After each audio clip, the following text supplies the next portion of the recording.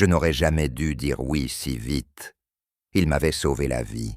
Et pourtant, au fond de moi, quelque chose murmurait que cette dette allait me coûter bien plus cher que je ne l'imaginais. Quand il m'a regardé ce soir-là, trop proche, trop sûr de lui, j'ai senti la frontière vaciller. Gratitude, désir, peur, tout s'est emmêlé en un instant. Je m'appelle Nathan, j'ai 25 ans, et jusqu'à ce soir-là, ma vie suivait un rythme prévisible. Puis la fumée est entrée dans mon appartement, silencieuse et traîtresse, et tout a basculé. Je me souviens de la chaleur, de mes poumons en feu, et de cette panique qui m'a figé sur le balcon. Quand Théo est apparu, suspendu à l'échelle, le monde s'est réduit à son regard accroché au mien. Ses yeux n'ont pas tremblé, sa voix non plus. Je n'ai pas réfléchi quand j'ai sauté. Ses bras m'ont retenu, ferme, trop longtemps, peut-être. Il y avait cette chaleur contre moi, cette respiration proche, et malgré le chaos, un frisson m'a traversé. Une sensation déplacée, presque honteuse. J'ai détourné les yeux, mais mon cœur battait trop fort pour être ignoré. Après, tout s'est enchaîné trop vite. Les questions médicales, les lumières, puis Théo à nouveau, plus calme, plus proche. Il me parlait doucement, comme si le danger n'était pas vraiment terminé. J'étais vivant grâce à lui, et cette pensée s'est ancrée profondément en moi. Quand il m'a demandé où j'allais dormir, j'ai senti un vide s'ouvrir. Mon appartement était inhabitable, ma vie aussi, d'une certaine manière. Il a proposé son aide, naturellement, sans insister, mais son regard s'attardait, trop longtemps. Une tension flottait entre nous, lourde, électrique. Les jours suivants, il m'a écrit, toujours au bon moment, toujours présent. Chaque message faisait monter une chaleur sous ma peau, un mélange dangereux de reconnaissance et d'attirance. Lors de notre premier dîner, j'ai compris que ce n'était pas qu'un sauveur, assis en face de moi. Nos regards se croisaient et restaient accrochés, comme si le monde autour disparaissait. Quand il a parlé de son ex, j'ai senti mon souffle se bloquer. Nos sourires se sont figés une seconde. Un silence chargé. J'étais pris entre peur et désir. Rien n'a été dit, mais tout était là. Les semaines ont glissé dans une proximité troublante. Sa main frôlait parfois la mienne. Des gestes anodins, trop précis, pour être accidentels. Chaque fois, mon corps réagissait avant ma raison.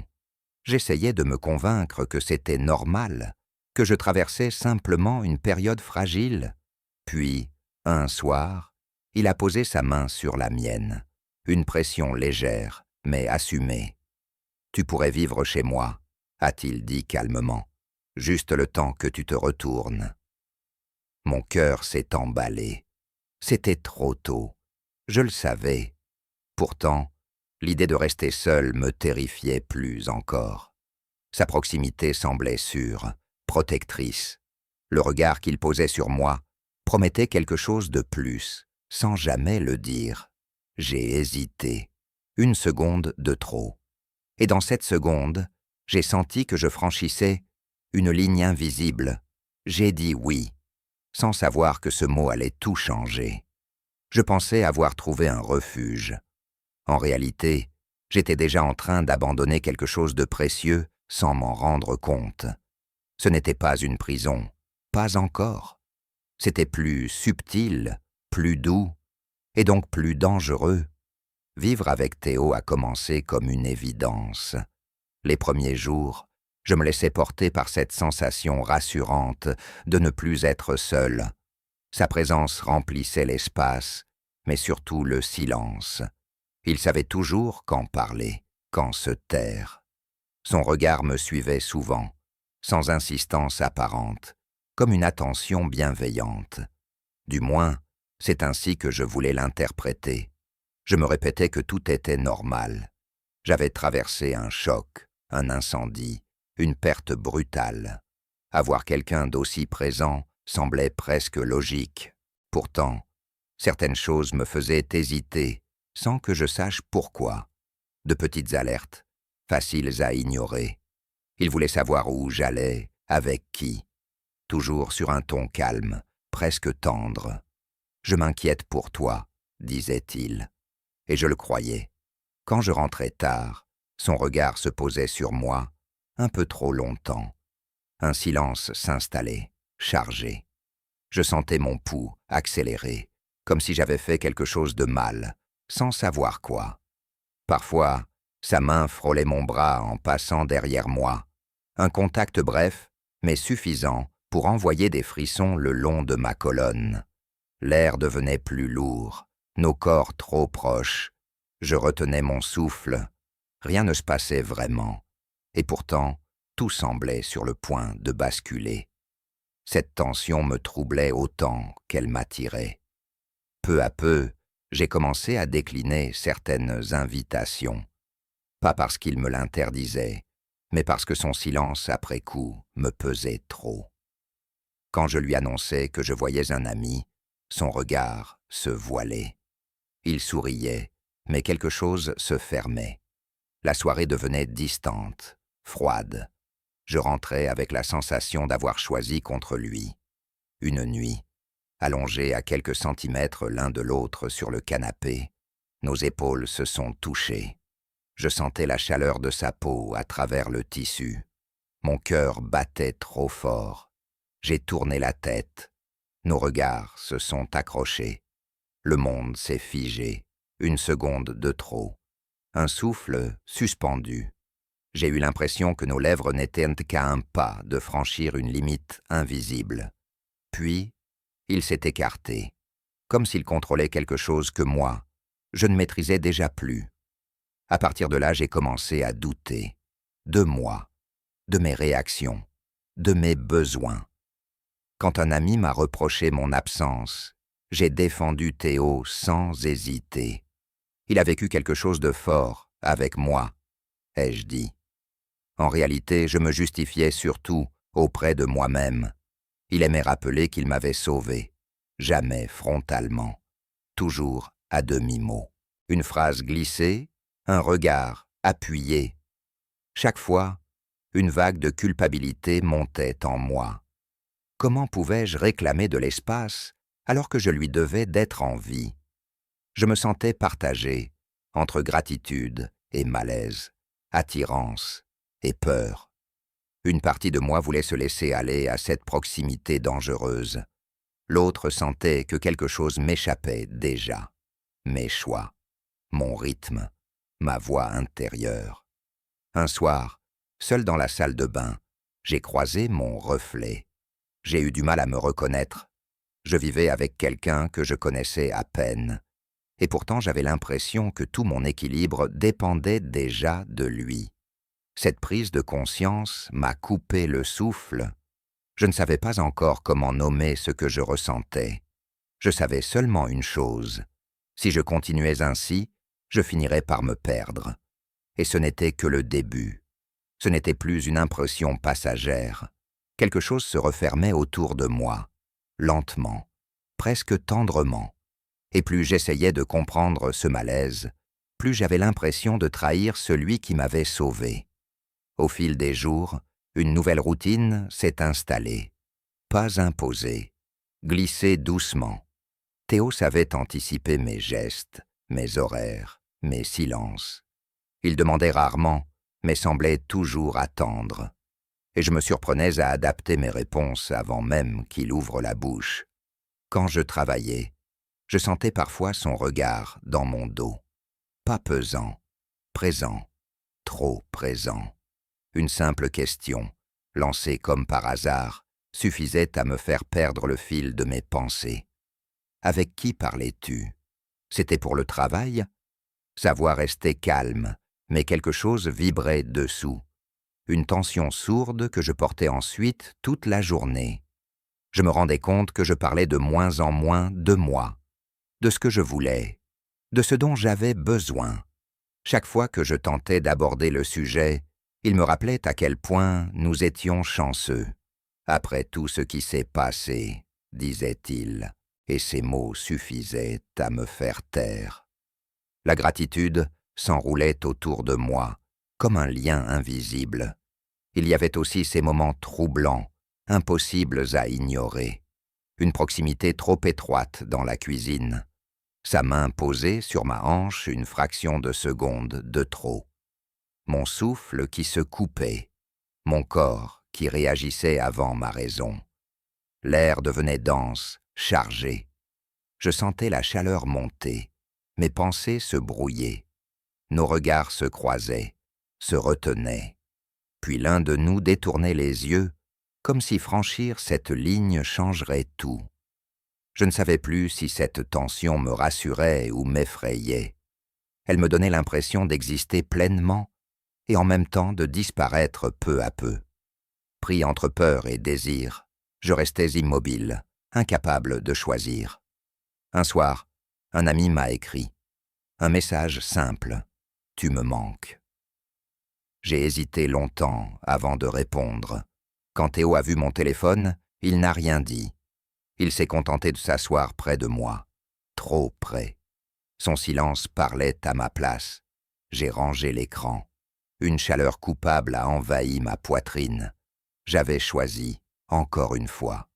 Plus tard, allongé dans le noir, j'entendais sa respiration régulière à côté de moi.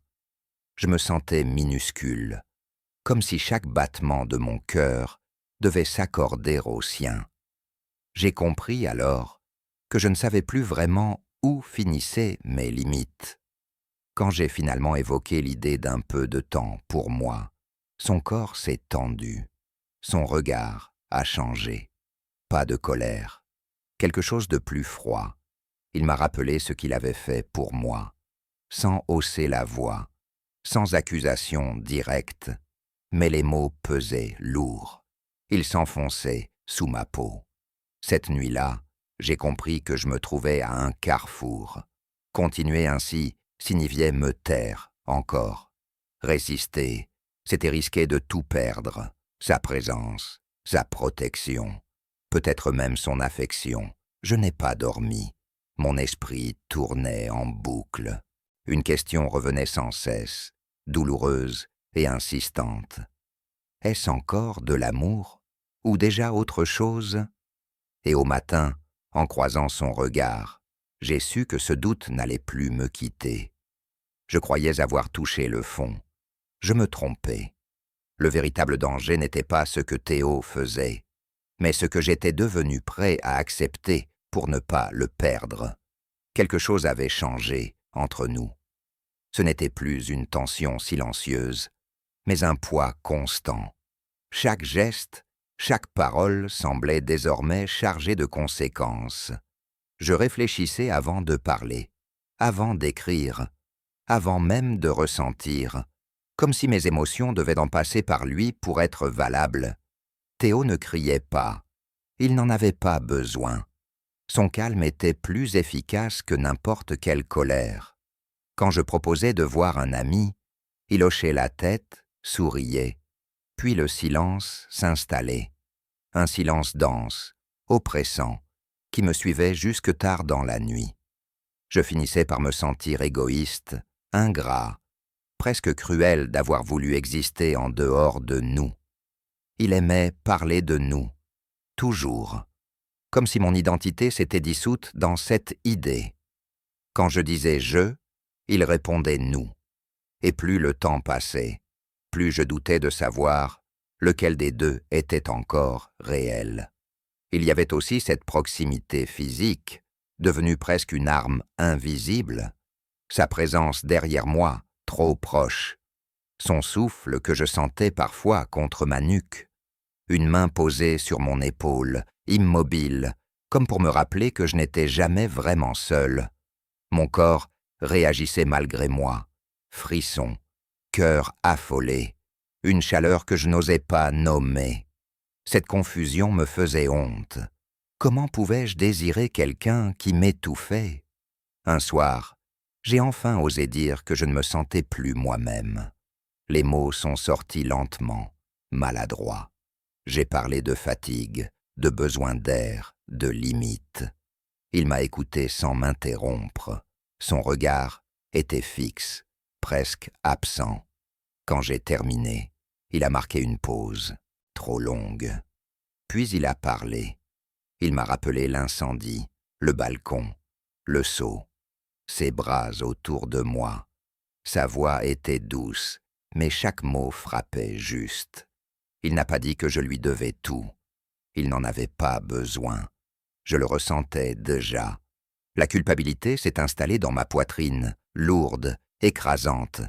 Cette nuit-là, allongé à côté de lui, je me suis senti prisonnier de ma propre gratitude. Chaque battement de mon cœur semblait me reprocher mon ingratitude. Je fixais le plafond, incapable de bouger, pendant que sa main reposait près de la mienne. Nos doigts se touchaient parfois, à peine, une étincelle suffisante pour me faire trembler. Je pensais à mes amis, à ma vie d'avant, à cette version de moi qui décidait sans peur. Elle me semblait lointaine, presque étrangère. À quel moment avais-je cessé de me choisir? Le lendemain, j'ai reçu un message d'un ami inquiet. Je l'ai lu en cachette. Quand Théo l'a remarqué, son regard s'est assombri. Il n'a rien dit. Mais l'atmosphère s'est glacée instantanément. Je me suis senti fautif, comme si j'avais commis une trahison. C'est là que j'ai compris. Ce n'était plus seulement une relation déséquilibrée. C'était un combat silencieux entre ce que j'étais et ce que je devenais pour lui. Et pour la première fois, une pensée claire a traversé mon esprit, brutale et terrifiante. Si je ne fais rien, je vais disparaître complètement. Mais partir signifiait affronter la peur, la culpabilité et surtout le regard de celui qui m'avait sauvé. Je ne savais pas encore comment. Je savais seulement que l'explosion approchait. Je savais que cette nuit-là serait décisive. Pas parce qu'il allait se passer quelque chose d'extraordinaire, mais parce que je n'avais plus la force de continuer à me taire. Le vrai point de rupture n'est jamais bruyant. Il est intérieur. Je n'ai pas annoncé ma décision tout de suite. Elle s'est imposée à moi lentement, comme une vérité que je ne pouvais plus repousser. Chaque regard, chaque silence, chaque rappel déguisé de ce qu'il avait fait pour moi renforçait une certitude simple et douloureuse. Rester signifiait me perdre définitivement. Quand j'ai enfin parlé, ma voix tremblait. Je n'ai pas accusé, je n'ai pas crié. J'ai seulement dit que j'avais besoin d'un espace à moi, de respirer, de retrouver ce que j'étais avant que tout ne se confonde. Les mots semblaient faibles, mais ils portaient tout mon épuisement.